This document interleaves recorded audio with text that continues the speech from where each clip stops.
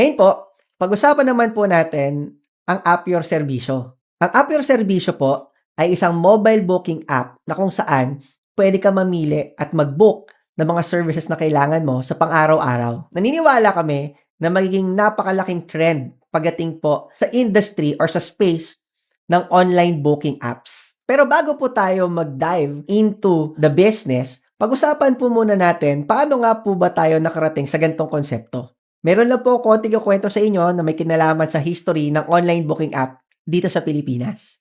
Simulan po natin noong 2012 na nagsimula dito ang Grab at Uber upang mag-penetrate sa online booking space at magpakilala sa mga Pilipino. Pagkatapos ito, nagsisulputan na ang ibang mga online booking apps kagaya ng Foodpanda, Lalamove, Shopee, at kung ano-ano pa. Kung ang Grab ay sinosolusyonan ang problema ng rejection pagdating sa pagsakay mo ng taxi, at the same time yung tagarin sa taxi, maduming pakikitungo ng mga driver, ang Foodpanda naman ay sinosolusyonan ang mabagal at mahirap na pag-order sa mga fast food restaurants. Ang Lalamove naman ay sinosolusyonan ang matagal na pag-deliver ng mga parcels at kung ano-ano pang pwede nating ipadala. At ang Shopee naman ay binibigyan tayo ng choice kung tayo ba ay bibili online or offline. Ang AYS o App Your Serbisyo ay nagbibigay naman ng chance na magkaroon po tayo ng option sa mga serbisyong ating binibili. Ang maganda po dito, gamit lang isang app, makikita mo na lahat ng mga services na available sa inyong lugar at pwede kang mamili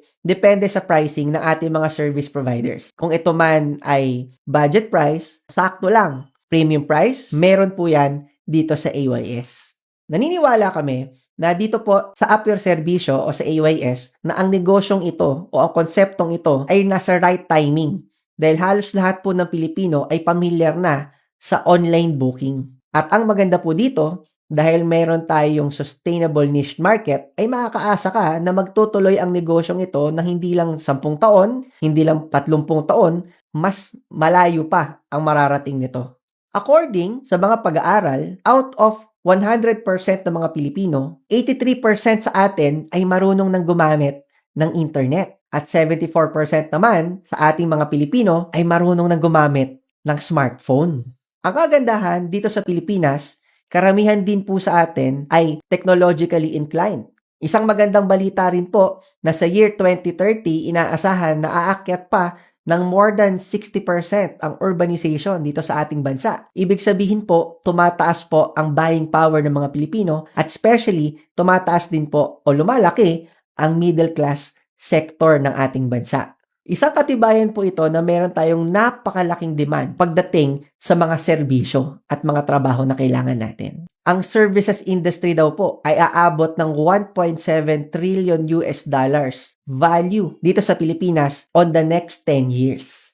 Imagine mo na lang kung ngayon ka na nagsisimula magnegosyo sa services industry at nasabayan mo ito.